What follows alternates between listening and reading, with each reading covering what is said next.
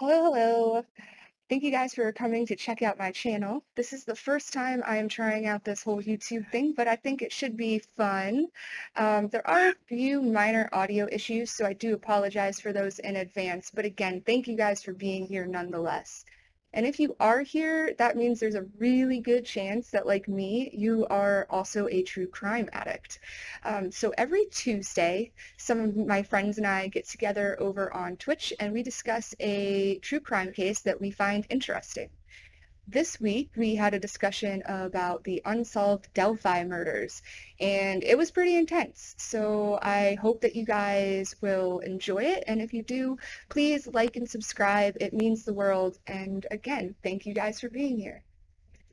So the photo that you guys see on my stream right now is of the town of Delphi, Indiana.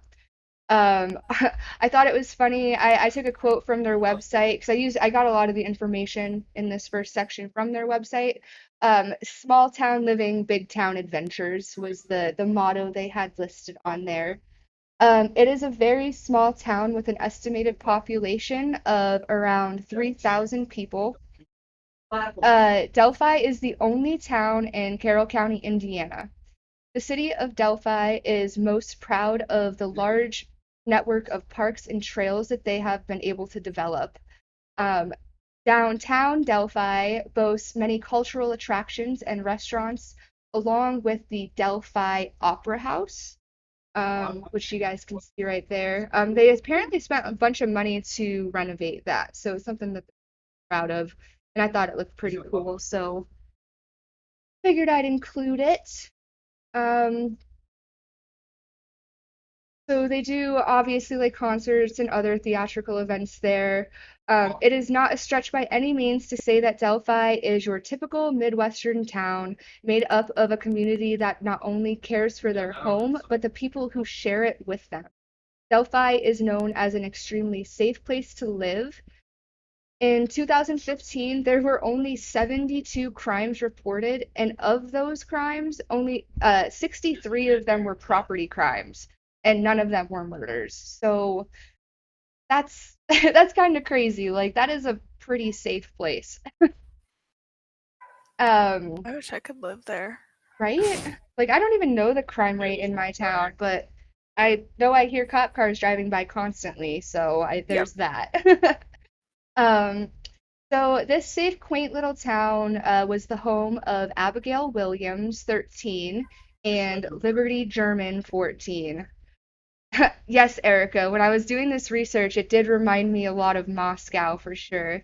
Um, Kayla, where I grew up in Pennsylvania, is a town outside of Scranton called Moscow, and it sounds exactly like Delphi almost, with the small Wow. townness. Yeah.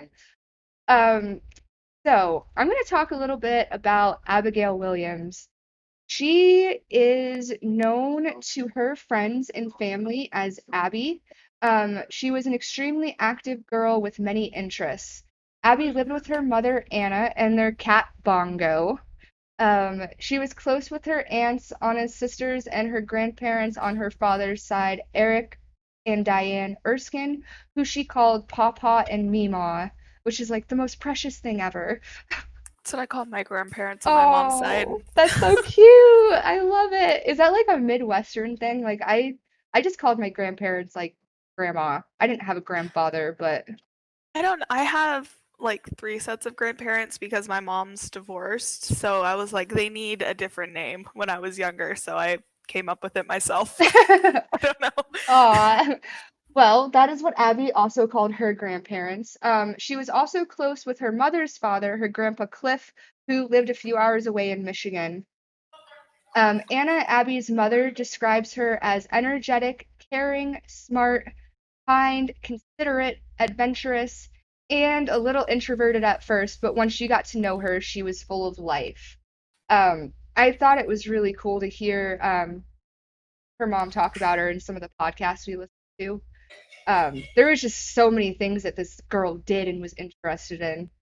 It was kind of crazy. I didn't have that many interests at that age, I don't think. She's also extremely active. She loved music and played the alto saxophone. She also played volleyball and had just joined the softball team. Abby also had a deep love for the arts and enjoyed a variety of mediums. She was known for knitting hats to donate to newborns at the local hospital. She loved to paint pottery and watercolor. She also enjoyed making jewelry, but most of all, she loved photography, and she shared this passion with her mother. Abby and Anna would go out on photography outings together to take photos of the beautiful landscapes around Delphi. Abby was also beginning to think about what she wanted for her future and the career she would pick. And for her, a job in forensics or law enforcement seemed like the perfect fit. Like most girls her age, Abby also had a best friend that she was inseparable from, and that was Libby. The girls were almost always together. Abby spent a lot of nights with Libby, and her family even went on family vacations with them. The girls were nothing but good for one another, and the families could not have been happier to have each other in their lives. So they just seemed like like she just seemed like a super like innocent, wholesome girl. Kayla, do you want to talk a little bit about Libby? Yes, I do. With my scrambled notes. So, Libby was born December 27th, 2002. Her parents, Derek and Carrie, were divorced, and she has a very odd family dynamic because of that, because her parents had repeated drug abuse. So her grandparents on her paternal side were actually her legal guardians. And she is the youngest of three girls. Kelsey and Glenna are her older sisters. I know that Kelsey's 17, but I never caught the age of the older sister No, and I don't really or ever remember really hearing heard her them name. talk about her. Yeah, they don't really mention her name or anything. It's mainly like Kelsey that's just like mainly involved. Mhm. So, a lot of their relatives also lived in Delphi. Libby was a go getter, a people person. She also played the alto sax, just like Abby did, and they were in volleyball together. And Libby actually convinced Abby to try out for the softball team because what's one more thing to do together? Right? They do everything together anyway. Yeah, both into arts and crafts, both into photography. And I Um, thought one of the stories about Abby too, like her grandfather coming out and buying her the softball mitt after she did make the softball team. That was cute. aw, Yeah, yeah. He like drove down from Michigan and spent the day with her teaching how to catch. So we're just really good girls. yeah. I found out, and I think I don't remember which podcast it was. I think it was the Down the Hill one Hmm. that they said Libby was newly into welding and she planned on learning more in upcoming shop classes. And I Oh was like, oh, you yeah. go, girl. I forgot all about that. Yeah, that was like the most badass thing. Like she was like, yeah, like I'm gonna weld. Like, yes. Yeah, that's crazy. Like both like her and Abby, like they were just so ambitious. Like, and that's like I remember the other day I think I messaged you. I was like reading all of this about them is making me so sad because they were just so motivated and like obviously loved life and wanted to just get like the most out of it. Yeah, Yes. And what even like I love, ahead of Yeah, the whole like their whole lives and like I feel like they would have done something amazing if they had the chance. Because it wasn't Kayla Libby was also into like true crime. Like they were both kind of like really into yes, true crime. yes. And like all the detective investigating shows and stuff. Yeah, which is I think another a lot of the podcasts I listen to like they kind of touch on that. Like it kind of like is like a personal connection. They were just like you or I were at their age like just really into true crime and like that probably played into certain events that happened later on in the story, which Yeah. thank God, honestly. Um, yeah. Do you have anything else about Libby?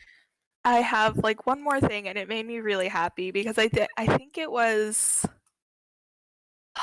I cannot remember who they were interviewing that said it, but it was one of Libby's family members said that she always stuck up for somebody that was getting bullied. She was the first person to be like, "Hey, you need to quit that.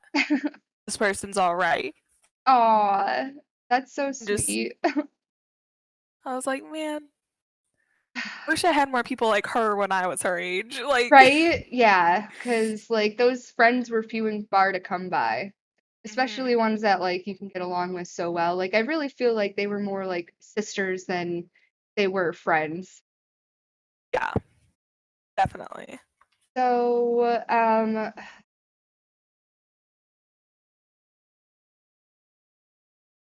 so yeah, they were literally best friends, inseparable. They were pretty much always together. If people referred to like the girls, like it just there was no question. Like it was Libby and Abby. Like that's who they were talking about.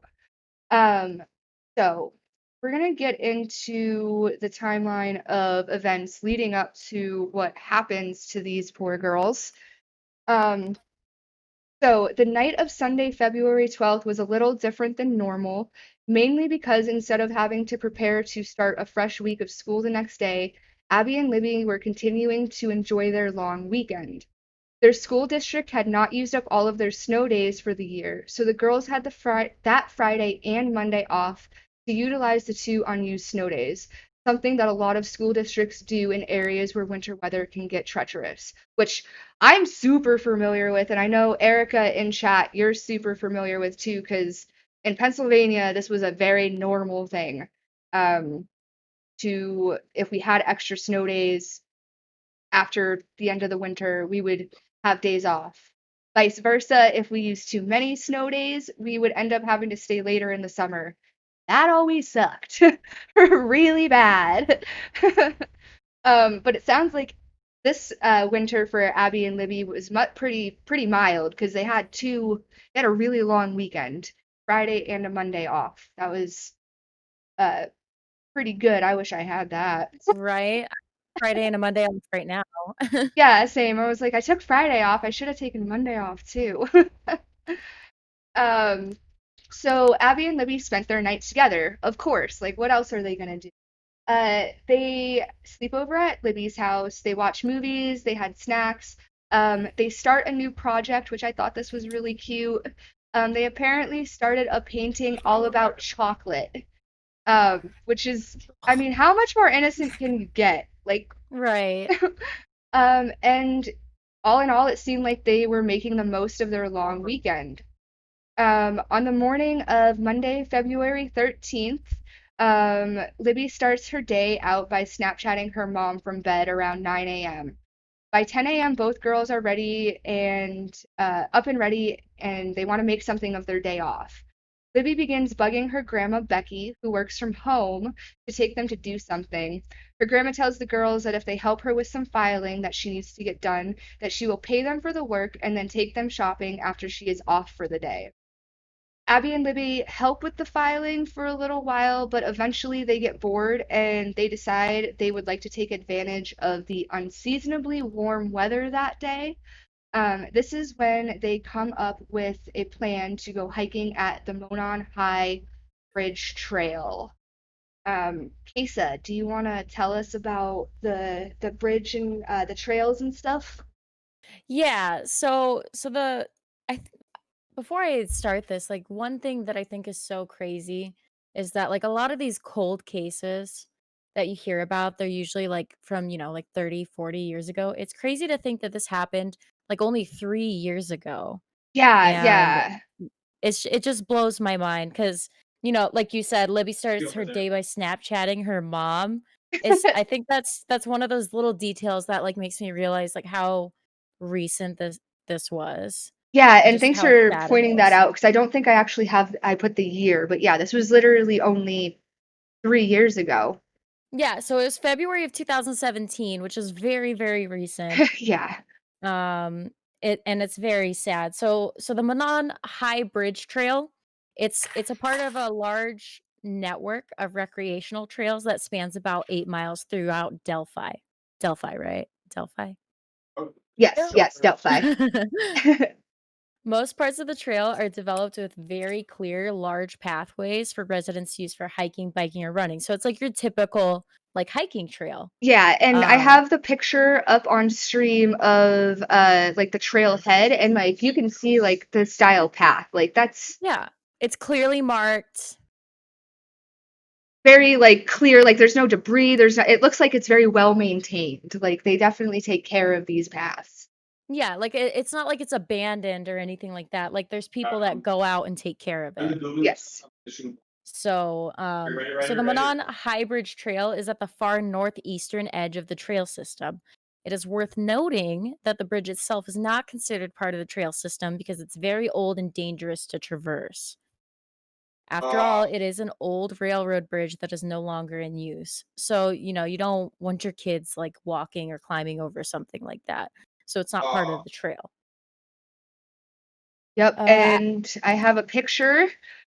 Ugh, this like makes my stomach drop every time I see it oh, because hell I no. would not like I don't think I would have had the balls to go across this bridge. I'm not even gonna lie. I'm gonna pull it up on mine too.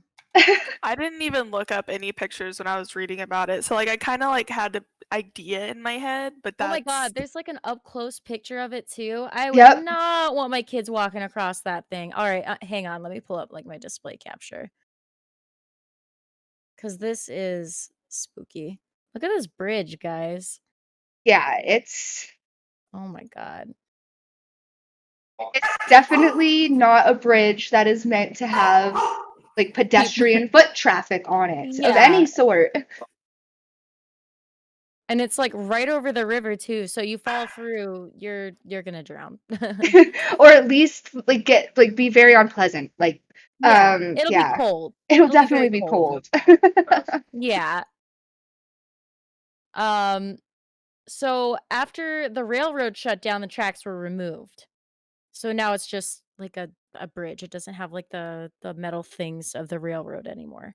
So it's the second tallest and the second longest bridge in the state, coming in at 63 feet tall and 845 feet long.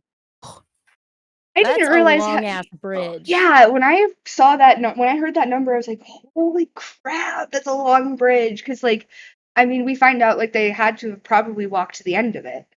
Yeah, exactly. And so it's been described as a place that you would not want to go if you had a fear of heights. I personally would not go anywhere near it. I'm totally afraid of heights. It's also known as a local hangout spot for teens, and Kelsey, Libby's sister, states that there are also 2 geocaches nearby. And like, I thought that was important just to put in there, just because like I think that's super interesting. Like, there's been weird stuff with geocaches. I can't remember the one site off the top of my head right now, but they literally a geocaching site. People followed it and made a TikTok where they literally found a body in a suitcase. Oh, yes, yeah, that was that yeah. was yeah, that was they were Nautica or going something. randonauting. Yeah, Yes, yes. randonauting. So like I don't know if that has anything to do with it, but I did think it was interesting because Kelsey and Libby were known to enjoy geocaching together. So that's how Kelsey knew about that. Um, so yeah, that's that's that Spooky. rickety bridge. So yeah, that's where they went that day for their hike. And it is said that Abby's mom didn't she didn't know that they were going to the bridge, but she's really open about saying like she wouldn't have had a problem anyway. She just didn't really think that Abby would have crossed it, so she was a little surprised to find out that she probably did, because it was probably her first time, whereas Libby had been known to have crossed it in the past.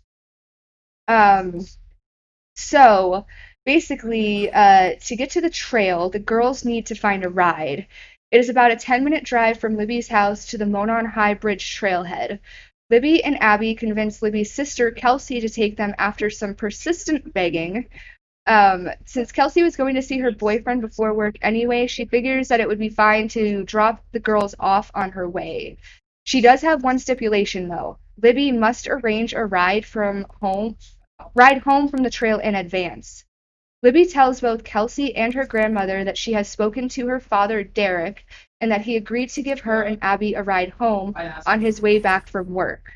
It does come out later, though, that this was not 100% true when they pulled the phone records. It looks like Libby didn't contact her father until after Kelsey dropped them off.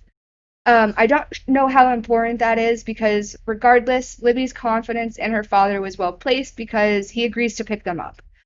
Um, I don't really think that's too big of a deal. I mean, if she knows her dad well enough that he'll pick her up wherever she is, like I guess that's fine. Maybe she could have been a little bit more honest about it. But she's Right. she's Yeah. four she's 14 though. Like she's a 14-year-old girl. Like if that's the worst thing she ever does, then I mean, whatever. Oh yeah, I remember telling white lies like that to my parents, like, "Oh yeah, this person's gonna pick us up," Yeah, like just and hope that then it pans we, out. yeah, So yeah, like it is what it is. So Derek tells the girls that he will call them when he is on his way between 3 and 3:30 p.m. that afternoon. Before Kelsey says goodbye to the girls, she gives them each a sweatshirt. Kelsey states that she left Libby and Abby at approximately 1:38 p.m. Okay, so this is when we get into like the meat of like the timeline. So just like bear with me here for a second because it's a lot of times and a Yeah. lot of information, but it is pretty important because it all happens in a very short amount of time. Okay, so 1:38 p.m. is the last time that anyone who knows Libby and Abby sees them. Um, Derek's first phone call to Libby happens at 3:11 p.m., but the call rings and then goes to voicemail. He waits for a few minutes and then tries to call again at 3:13 p.m. As he is pulling up to the parking area outside the Monon High Bridge Trail, um, his when he's calling again, his call goes to voicemail. It's unanswered again. Derek gets out of his car, and at this point, he walks a few yards to a fork in the trail, which I heard reports that it was like a three-way fork, but I could only find this one picture that I have up on stream right now um, of the fork showing like the direction to the Monon High Trail. This might not be the actual one, but this is what I found when I was trying to search for it. Um, so basically, like he walks to this fork in the trail, and when he gets there, he actually sees a man walking up from the High Bridge Trail where he's a man wearing flannel. It's actually said later on, and I didn't hear this until after I had already set all of this up. But the guy in flannel was actually identified, and he was never, ever, ever, ever a suspect. I think he was actually like a park ranger or something, like someone who had something to do with the parks. yeah, Um, that's what I remember hearing too. yeah, so the guy in the flannel, Derek asks him like if he's seen two girls. The man says that the only people he saw while he was out by the bridge were a man and a woman, and that they were under the bridge at the time he spotted them.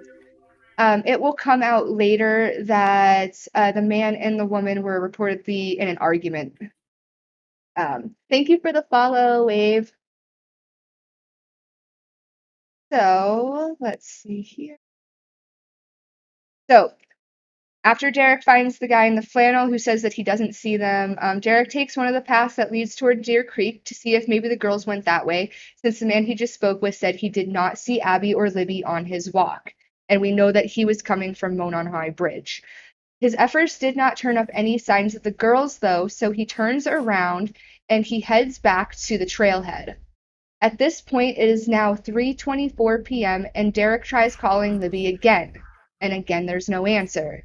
When Derek's next call to Libby at 3:32 goes unanswered, he decided that it was time to start calling his family members to see if anyone else had heard from them. He starts with a call to his mother, Libby's grandmother, Becky. He tells her that he can't find the girls and he asks if she has heard from them. He has not. Both Derek and his mother continue to phone Libby in the hopes that she will answer, but she doesn't.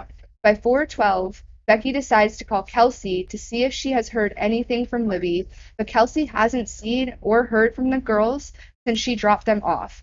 Kelsey immediately gets a bad feeling and she heads right over to the bridge trail to help search for them. That's one thing I noted from a lot of Kelsey's interviews. Like she, unlike a lot of the adults, As soon as Kelsey hears that her sister's not answering her phone, she's like, nope, something's wrong. Yeah. Like, Which right is an off go. appropriate response. Yes, exactly. A 14-year-old girl who's not actively on her cell phone when she's out someplace where you don't know is absolutely alarming. Um, so by 5 p.m., Becky was on the phone with AT&T pleading for them to help track Libby's phone, but I don't know if they weren't able to or if they refused to. I assume they probably didn't. They probably couldn't. Like they refused to help her due to some legal bullshit. But it is believed that regardless, at this time, Libby's phone has either died or was shut off, and this is when the family decides to call the police.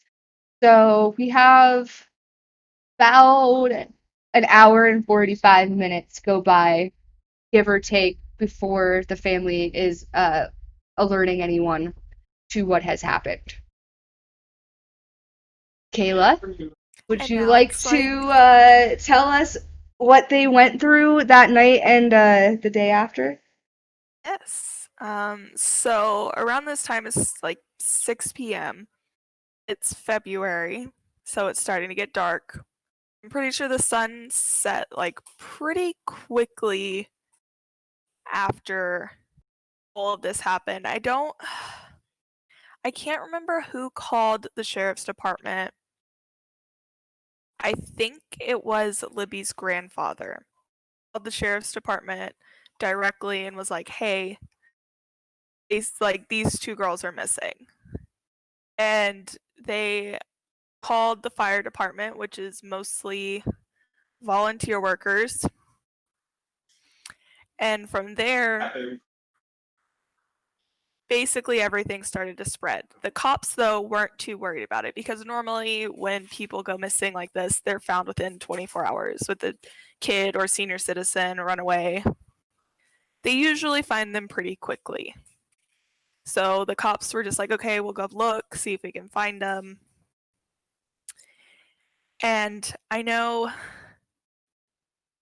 the fire department was trying, I believe, to get a new building built. So the mayor was in a meeting when he was called and made aware of the situation. And because of where it was, he made I think it was four-wheelers available for Okay. them to use out in the woods to search Oh, that's cool. I didn't know for the that. girls. And I'm sorry, my notes are a little scattered. No, you're good. You're good.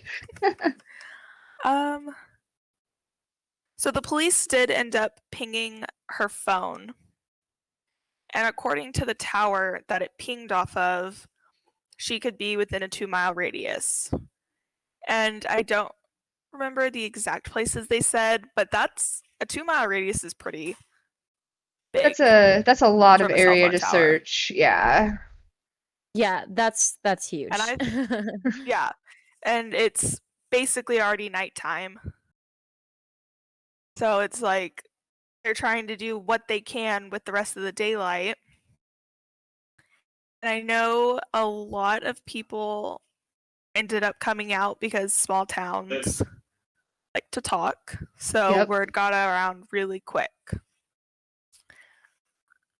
Yeah, they said like it was ridiculous. Like it seemed like I the think entire town came out, like 3,000 people. Not that many, but exactly that's what it what seemed time it like. was. I think it might have been closer to midnight that the firefighters and all of the, I guess, the leaders of those departments were calling off the official search because it was the middle of the night, it was dark, they couldn't see anything, but people still stayed out looking. Yeah, I know they got people like hear that and they get really angry. Like, how could you call off the search like knowing that there's two girls missing? But like they just called off the official search. It's not like everyone went home. Yeah, officially, they didn't have the resources to be looking for these two girls in the middle of the night in February winter. So they were like, we'll get back together in the morning, get all the resources we need, and begin the official search again. Yep. And did you find a time on when they actually officially started the search again?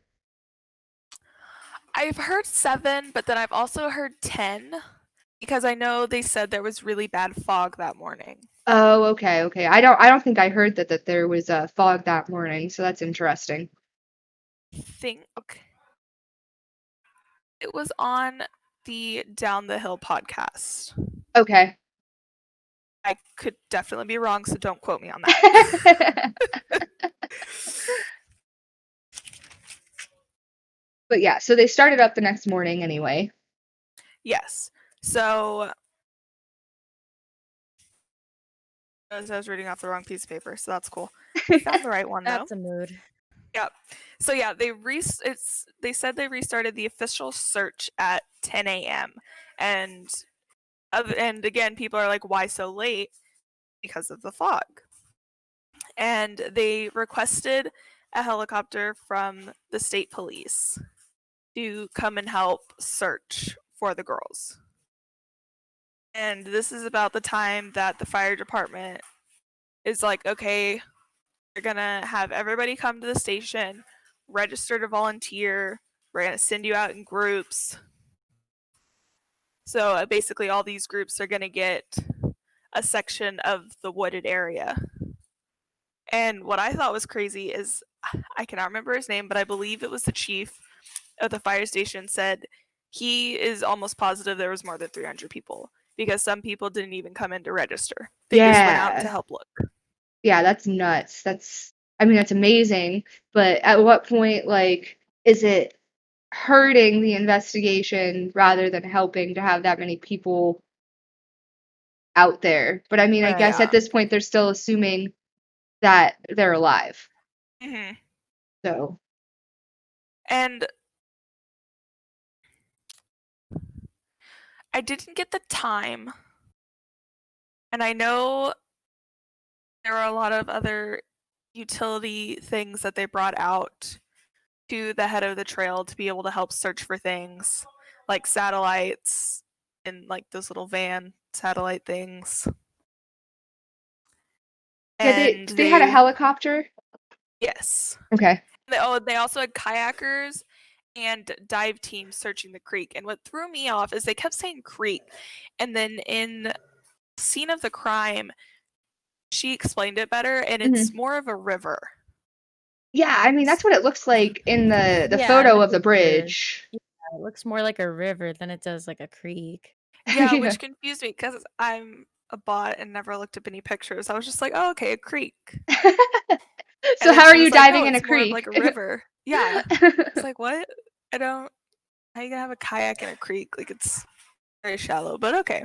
And then I see the picture and I heard that and I was like, that makes more sense. Yeah. But they had, helicopters, kayakers, a dive team in the creek, and they couldn't find anything. I don't know what time it was that they found this, but I know there was like 2 groups kind of by the bridge, and one of them found a black Nike shoe.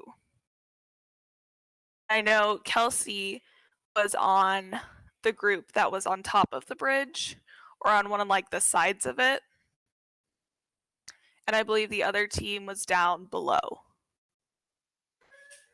Yeah, Kelsey was definitely near there. Yeah. And from the interview that she gave to Down the Hill, she said she knew exactly what shoes they were wearing. As soon as that guy was like, oh, I found a black Nike, she said she couldn't remember their sweaters or anything, but she knew exactly what shoes they were wearing. That's interesting. I thought that too, and then I thought about it, but it's like, if it's something that could be wrong, you think like these little details might just immediately come back to you. Like, I don't know, like, I know when I was their age, like, I don't think, like, out of all of these girls' interests, I don't feel like their appearance, like, not in a bad way, like, this isn't saying in a bad way, but, like, out of all of their interests, I don't feel like these girls were super into, like, having different shoes every day. So maybe these were shoes that, like, Kelsey knew, like, without a doubt, like, my sister wears these every single day, no matter what. Like, Yeah. that's kind of how I Yeah. thought about it. That makes sense. I didn't even think about it that way. I used to wear Vans every single day, so I get that. Yeah. No, because at first I also thought it was kind of weird, but then, like, when I thought about it a little bit more, I was like, okay, like, I mean, I wear the same shoes all the time now, so, like, Yeah. Same, yeah. honestly. But after the volunteer found the shoe, Kelsey said she felt like it was about 30 seconds later that they found the girls. Yeah. And what I thought was interesting is how the volunteer found them. I believe it was the same guy that found the shoe.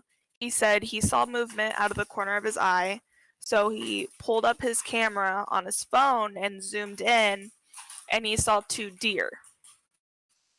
And then Mhm. he said he like moved the camera down and he saw the girls. Yeah. And I this was at night still? No, this was the next day. Oh, Sorry. okay. It It's was like probably around around, noon. yeah. Yeah, I think it was like almost like it was right around noon, I think is what they officially said. Um, Kayla, when you were going through it, did they mention what time they found the photos, the Snapchat photos? Oh.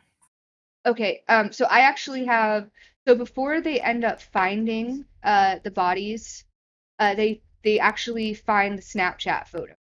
Um, so I'm gonna put those up real quick and let you um So they found these around 6 p.m., I believe. And these were from Liberty's phone. And the one is of Abby, and the other is of the bridge. And it is said that they think that these were taken around, I believe like 2:07 p.m., something around that time. So these are like really the last cell phone communications that are confirmed uh, for Libby. Oh, and Abby does not have a phone. They don't really talk about that too much. One of the podcasts does say her mom did not allow her to have a phone. She was just about to be able to be allowed to have a phone. So that's why you won't Mhm. hear any mention of a cell phone connected to Abby. It's always just Libby. But anyway, Kayla, go ahead. I was looking at my stuff and I was like, wait, the snaps are before the map of where they found stuff. So See, and I don't know. I always kept hearing them talk about the Snapchat photos, but never about when they saw them yeah, or found them. I think it was that night because of if you look at the photos themselves, it says 7 hours ago. So Mhm. that's how they were trying to get the basis of what time they think that they were posted. And I believe that they were screenshot from Kelsey's phone. Yeah, because Uh, they were probably like posted on her Snapchat story, and yeah. it disappears after 24 hours. So, Kayla, anything else about where they found the body? So let me see. It was a quarter mile from the Monon High Bridge, and it was in a culvert. And what I thought, I mean, it makes sense because now it's turned into a murder investigation, and because of the amount of people out searching, the cops played very coy with a lot of the volunteers that started asking questions ahead if they've found them because they need to secure the site Yep. very quickly to make sure that nothing is contaminated.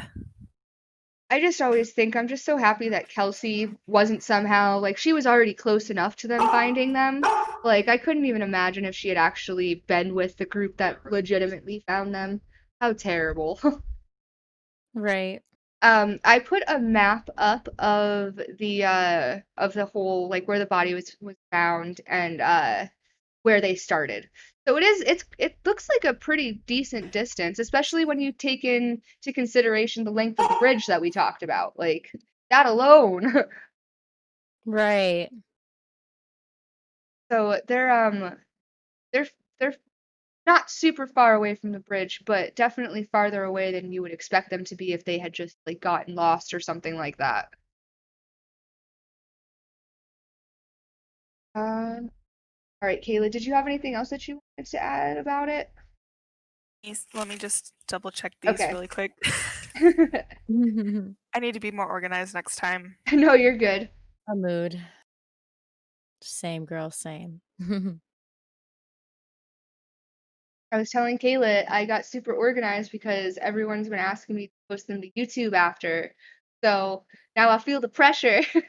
I know. That's amazing, though. I love that. Yeah. Should be fun. This will be the first one. Okay, no. Yes. That's all I have for the search efforts. Okay.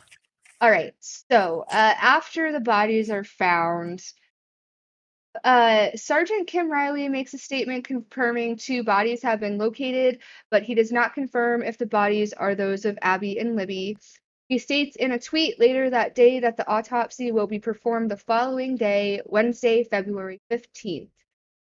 Even though the bodies have not yet been truly identified, Gregory Briles, the Delphi School District Superintendent, makes a statement to the local news that he believes the bodies are that of Libby and Abby and that grief counselors were going to be made available immediately for students.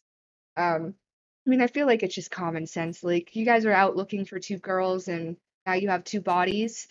Right. One of the sources I found actually had links directly to the tweets that were posted by Sergeant Kim Riley during the first stages of the investigation. So I actually thought that was pretty cool. So I took some screenshots of a few of them that I thought were pretty interesting. Basically, like him saying like when the autopsy was going to be, and that they're not sure if they're going to need a press conference, and then basically like yeah, like shit's going down, unfortunately. Um, so the next day, Indiana State Police make the announcement everyone knew was coming. The bodies found are Libby and Abby, and it is confirmed that they are the victims of homicide. To this day, no details have ever been released about the manner of death. It has also never been confirmed if the girls were sexually assaulted. There has been a lot of speculation about how the girls were killed, specifically because each one was said to be wearing a scarf around their neck at the time of their funeral. Um, it is weird. It's not common that you have a homicide where you don't know, like, were they shot, were they strangled, suffocated, like, Yeah. but nothing. They've remained very tight-lipped on the details, about how they were found or anything regarding the crime scene at all. Probably because there's probably a lot of details where only the killer would know. Yeah, yeah, and that's kind of what you kind of have to believe at this point. Like there has Mhm. to be a reason behind it, or at least you hope so. Or you hope Um, that's the reason it's not just because they don't know anything. right? Mhm. Yeah, or like they're just like being and I honestly like this police investigation, like I have nothing but good things to say about this agency. Like and I don't think I've heard anyone say anything bad about them, which is great considering usually you find at least one mess up in these cases done by a police Usually, agency. yeah, usually the police like mess up some way or somehow. Yeah, and there's all these talks about conspiracies. At least this case is not riddled with conspiracies along with the other mysteries, because that would just be too much. Right. So the Indiana State Police also share what has become the most recognizable image in the entire case. So I'm gonna put that up right now. It gives me chills every time I see it still. I know. Oh my god.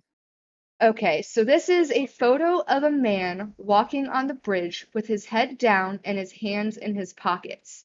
They do not say where they got the photo from, and they also state that they only wish to talk to the person in the photo to see if he saw anything suspicious while he was on the bridge. So, do you want to tell us a little bit more about Guy Queso? Yeah. So on February 15th, the police release a sketch of what they believe the man in the photo, now referred to as Bridge Guy, looks like. And at this point, they're like you said, they don't know whether he's involved or not. They just want to know, like, if he saw anything, because obviously he was there on the bridge with the girls. They were in the same place, Hmm. and now they're dead. So that all just changes 2 days later when the Indiana State Police make a formal announcement that Bridge Guy is a person of interest. Which, I mean, how could he not be? Like, He's technically like the last person that saw the girls alive. yeah. And I have a sketch up of this Bridge Guy. Bridge Guy. Bridge Guy. He looks really, I mean, he looks exactly like I would think a creepy murdering asshole Right. would look, Exactly. honestly. To turn on her video camera. Again, we're Yeah, not going but to be able to share so everything on with you. February 22nd, they have But we another want to share press this audio conference, clip and with it's you revealed that the photo of momentarily, Bridge Guy was a with the still hope that shot some of you taken will of a video recognize that this Libby voice. recorded. Not And I only want to be that, very but they clear also had that what you're audio about to from the hear video as is well. just 4 All short right, words. so are you guys Excuse me, ready 3 for the words. first Down the audio hill. clip of this You're case? going to Because yes, hear I did this go play there, 4 and I have times. audio. Oh The boy. audio quality All is right. Let's not go. superb. Okay, so But this there's clip is enough a in there little, that is somebody I can think recognize this 1 to 2 person's minutes voice. long because I wanted to include some of the details because I think the Superintendent guy Carter doing the not to press rationalize conferences, all of why. these press If you hear conferences are this amazing. today He and did a you really think, good my God, job that sounds like explaining. fill in the blank, So call us. let's go. Make an anonymous tip. Tell us who you think it is. Let us investigate it. If it's not the right person, they'll just be out a little bit of time and they'll be cleared and they can go on and they'll never know that you called. But you may tell us who the right person was. And you could be the person that helps us to solve this horrible crime. Micah, play the clip, please. Down the hill. Down the hill. Down the hill. Down the hill. Would you play it one more time? Down the hill. Down the hill. Down the hill. Down the hill.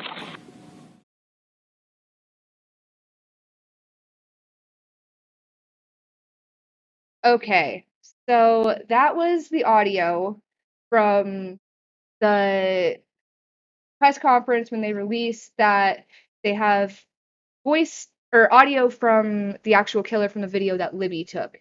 And basically, the words that he is saying are down the hill, which is where the title of the podcast, Down the Hill, comes from. Yeah.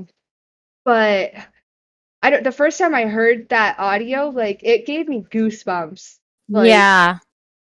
uh, I can't even imagine. Like, I think about it all the time. Like, Libby, and she's called this all the time too. She really is a hero for being able to record anything at all, being able to capture anything at all. And I mean, I've heard from like everything I've listened to and watched about this case, everyone says like the actual video, like people who have seen the whole thing, like it's apparently really messed up. So that leads me to believe that she probably captured a lot of video, unfortunately. But maybe I guess it's a double-edged sword. Yeah. So they released that at the press conference, which obviously, like, needless to say, like the release of the audio clip, along with the knowledge that Libby had the wherewithal to record the suspect in action, left everyone like absolutely stunned. Like, I mean, yeah, it is crazy. Like, that's not evidence that you hear or see every day in a case, like at all. Like, it's definitely newsworthy, that's for sure. Kayla, do you want to tell us about some of the other evidence that they found in addition to the audio clip and the video file? Yes. So I also know, I believe, in scene of the crime, they said Anna, who was Abby's aunt, correct? I think I'm Anna getting that right. is Abby's mom. Or her mom. Yes. So they said that she actually watched and listened to the entire video and said there are portions where you can't see anything, but you can hear it or hear whatever's happening. Oh my God, that Oh just gave me God. goosebumps. That just like literally. Yeah. Ooh. And Ooh. yeah. when she said that in it, I was like, oh, you let them Hell watch no. that and listen to it? Yeah, that's. Like, I think though, like, I feel as a like if I was in her position, like as a parent, like I would need to know. Like, mhm. I wouldn't care how much it would hurt me. Like my child had to go through it, so me listening to it, like I can handle that much. Yep, I would go to the ends of the earth. Yeah, Yep. crazy. So, some additional evidence that is believed to be in the custody of investigators includes a partial fingerprint and DNA. Although how good of a DNA sample, we're not sure because it does not appear to have been used to clear any suspects. And if it was, the police are not saying. There's a good chance that the sample itself is mixed, meaning it could belong to multiple people, possibly including the girls themselves. It is also reported that some of the girls' clothing, including undergarments, were found at the scene, possibly located nearby the creek. So And I actually have a clip of this audio that I have an audio clip for this. If once you're done, so let me know and I will play the clip because Okay. when I heard this, I was like, wait, what? Yeah. And they played the Okay. clip. I was like, Okay. So let me play it. So this is courtesy of let's see. This is from Scene of the Crime, actually. Just under the railroad bridge. Copy that. Go ahead and describe it to me. Girls' undergarments. Good copy, thank you. Stand by. Of interest under the railroad bridge. Copy that. Go ahead and describe it to me. Girls' undergarments. Good copy, thank you. Stand by. Basically, that was an officer calling in that he saw the girls' undergarments in the creek, which is terrible to think about. I think is crazy about that is they didn't tell anybody. It was caught up on a police scanner audio recording. Yeah, I thought that was weird that it was never like officially like I mean I guess they didn't officially release too much about the scene anyway, but no, I definitely thought that as soon as I heard that I was like, oh yeah, that's going in there. Yeah. Wow. It's bone chilling. Yeah, like their undergarments. There's nothing good. Nothing good. No. Yeah. So during the Down the Hill podcast, Robert Ives, former prosecuting attorney from Carroll County, talks about the fact that there is a lot of physical evidence at the crime scene, but that it might not be what people necessarily think it is. And he also says it's very odd evidence and unique facts. I remember him specifically saying that it's physically strange. Yeah, the way he talks about it, that portion is weird for sure. Like, not what you would expect. Okay. And to further the mystery, that Ives' statement confirms that there were multiple signatures left behind at the crime scene.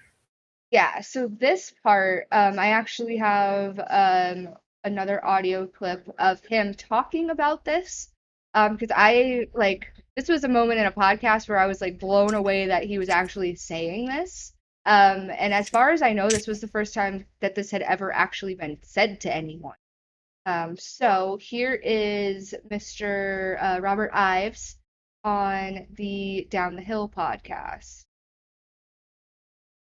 Was there a signature in this crime? Like, would you characterize something as a signature, like without telling us what it is?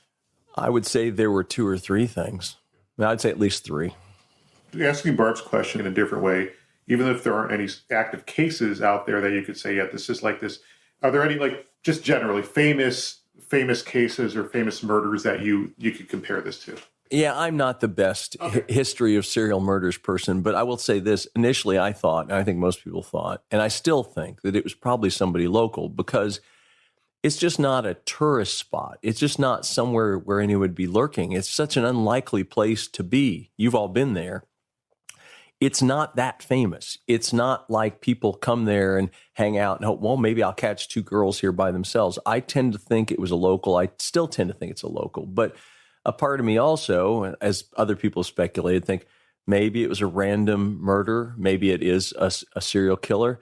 And it's a horrible thing, but part of me hopes, well, they'll catch somebody committing some other crime or having committed some other crime. And as has sometimes happened in the past with serial killers, they'll confess to this crime.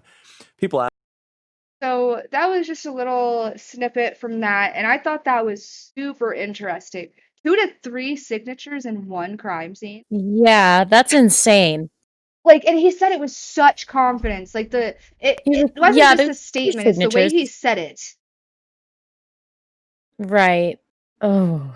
Yeah, 2 to 3 signatures. And I have to agree, like, I don't think that anyone outside of Delphi could have committed the murder. Like, even the way that the guy was walking on that bridge, knowing the structure and, like, the condition of the bridge, like, it just doesn't seem feasible that that person had not been there before. Do you have the video of him walking down it? Oh, don't worry. We're gonna get to that.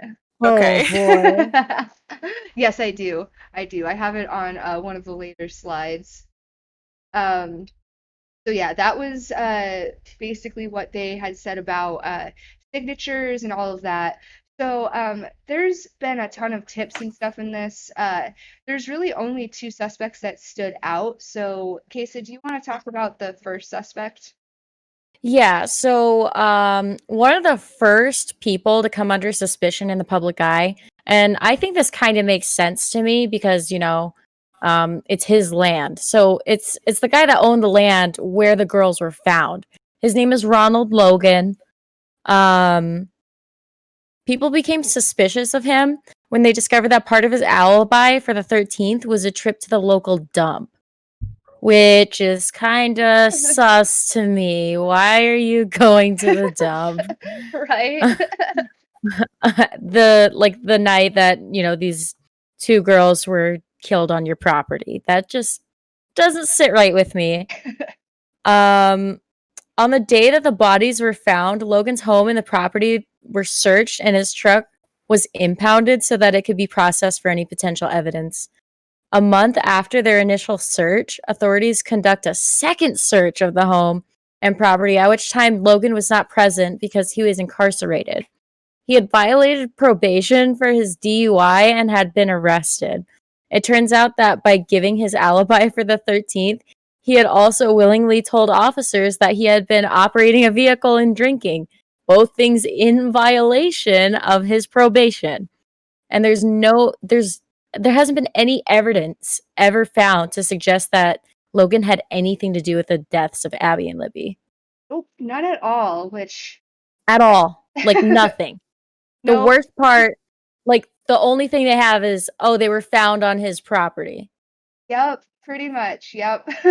They're found on his property. I know he got, I heard in one of the podcasts that he actually got, like, a little bit mad that, like, people like kept like suspecting him, but it's like, come on, dude. Like, what do you expect? Like, Right. he made a weird statement. He's like, well, hopefully next time they don't get murdered on my land. It's like, what?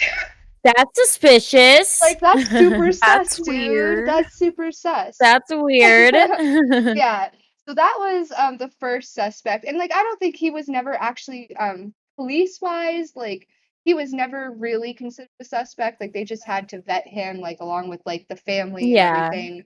But the public was really suspicious of him. And he doesn't fit the sketch though. Like he's 70 years old. That's another thing. Like this isn't a guy who's in his 40s. Like this man is 70. This is an old ass man. Yeah, so I don't think Ronald Logan really had anything to do with it, but I mean he was super suspicious in the beginning, especially with that trip to the dump. Kayla, do you want to talk about the other suspect that I think is probably the only viable one that they've really discovered so far? Yeah. I just had to Google some things. Don't know where my notes went. So, his name is Daniel Nations. Weird last name, but Interesting. Weird flex, So- okay? it looks like he has some criminal background, things happening.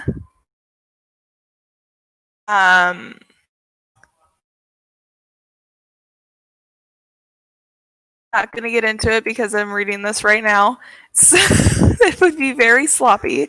But he was in Indiana at the time of Delphi murders, as evidenced by a required check-in Morgan County Jail, approximately 90 minutes from Delphi. And at the time of the murders, he was living in Martinvilles? Martinvilles? I think it's Martin. It might be. I don't know. I think it's Martinville. Okay. He was in a farmhouse his employer owned approximately 100 miles south of Delphi. And his wife, Caitlin, is his only alibi. And she posted on Facebook, February 13th of 2017, that he may not have been home with her that evening. But she also posted earlier that day around 2:42 about an obstetrician appointment. At that time, the girls would have already been kidnapped and possibly already murdered. Yeah, so Daniel Nations, some of the stuff about his past, like, he originally came onto the radar because I believe he was arrested in Colorado, because he was wielding a hatchet on a park trail. Oh, Love that. Yes. That's great. That's not And suspicious at all. So, like, this comes out and everything, and so let's take a look at. So I have a picture up of Daniel Nations compared to the composite sketch that was released, which is another reason why a lot of people think or thought at the time that Daniel Nations was the guy. Because, I mean, honestly, it could be a dead ringer for him. It really, really could be. So, Daniel Nations also was suspected, I believe, of shooting a girl in the head on a trail in Colorado. He was never charged with any of these that I know of that I was able to find. But yeah, he was definitely a suspect, especially because, like you were saying, Kayla, like where he was in relation to girls on the day that everything happened. So he definitely took front and center stage on that.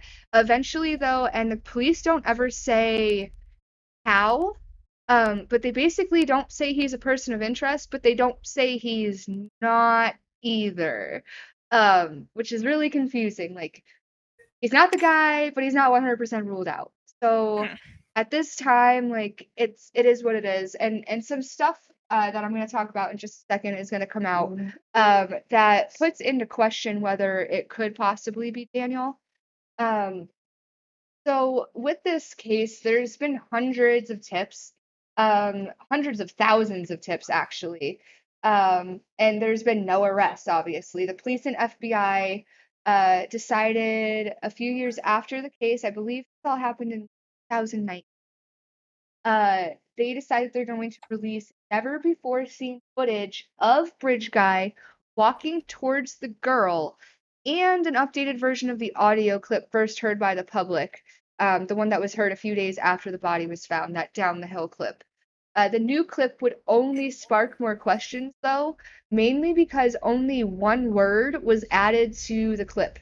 So, clip was only 3 words to begin with, and they added one whole word to the beginning of it. So I'm going to play, this is actually directly from the FBI website. This is what they have released about, this is the video and the audio together. So this is Bridge Guy walking and what he says. Guys. Down the hill. Guys.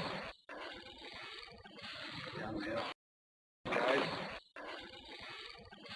Down the hill. So, yeah, that was the new evidence released. In addition to that, they also released one more piece of evidence. And that is actually a new sketch of the suspect. And this is definitely, I feel a little controversial because this sketch does not look anything like the first sketch, like at all. This guy has like curly hair, and the new sketch, it looks much younger. He's clean shaven, and the witnesses who were responsible for making giving the details for the first sketch do not agree that the man pictured in the new sketch has anything to do with the crime. The new sketch does, however, remain to be the official sketch of the suspect and is the one that is on the FBI's official website about the case.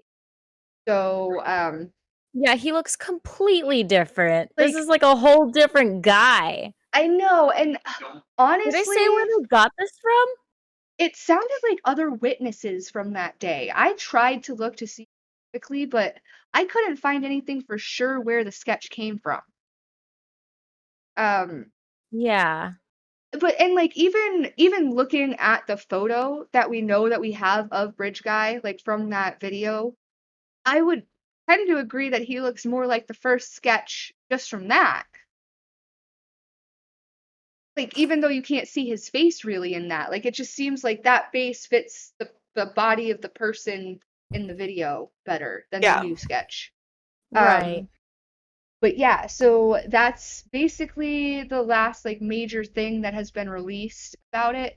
The DNA they haven't really done too much with. Like Kayla kind of mentioned, I think it's because it's a mixed profile. I don't think it's a full DNA profile of the suspect. Um, because Daniel Nations, like I don't know how they ruled them out or him out, but it doesn't seem like it could have been through DNA, Or an alibi. right? Like what ruled him, like what him out from being a person of interest, but not enough to take him completely off the list. Right. But yeah, so crazy. Like they have audio of this guy, they have video of this guy, but no one to this day knows who this guy is. So Abby and Libby's case is still unsolved, unfortunately, which is really sad. But I definitely think this is a case that is going to be solved. There's too much information, and I just think that the police at this point needs to give us a little bit more about scene and what or more of the video or release more audio. Exactly. I don't know. Go ahead. I remember, I believe it was in Scene of the Crime, she started talking about how if Libby had gotten a phone call while she was recording a video, it could have cut off. That's true. So it could be that she was able to get like bits and pieces, Yeah. but this is the only thing that they could actually release without. Yeah, and I know that they do say that even the audio that we do have is like enhanced by a lot, like a lot. And I wonder if she couldn't have taken them on Snapchat. She had to have taken them from her actual phone because she would have had to save them, and I don't think she would have that situation. Wouldn't have had time to save video from her Snapchat to her phone. Yeah. It's just, I think It's that crazy. they're gonna have to release more, but this one is gonna be solved, especially if they have DNA. With what they're doing with like the genotyping now is insane. Absolutely crazy. So hopefully one day Abby and Libby get justice. I've had a phone number and website on the top of my stream the entire time right now. If anyone is listening that happens to hear this and it like sparks something, call that line or email them and just let them know. Like one of the guys was saying audio clips, like if it's not someone, like if they didn't do it, if you suspect someone and they didn't do it and you turn their name in, like okay, like they're just inconvenienced for a little bit. Exactly. So, but yeah, that's pretty much the case of the Delphi murders right now, and Abby and Libby, best friends literally forever. And that's a wrap, guys. Thanks for sticking with us to the end here. I know that the subject matter was pretty intense and a little hard to get through at times, but I think that it's something that definitely needs to be heard because Abby and Libby definitely deserve justice. So I wanted to just take this moment to go ahead and give you guys the number again for that tip line.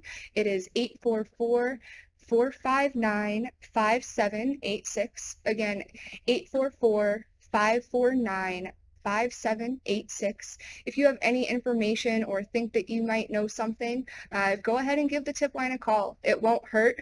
If anything, it'll help. And that's all that this case could use right now is some help.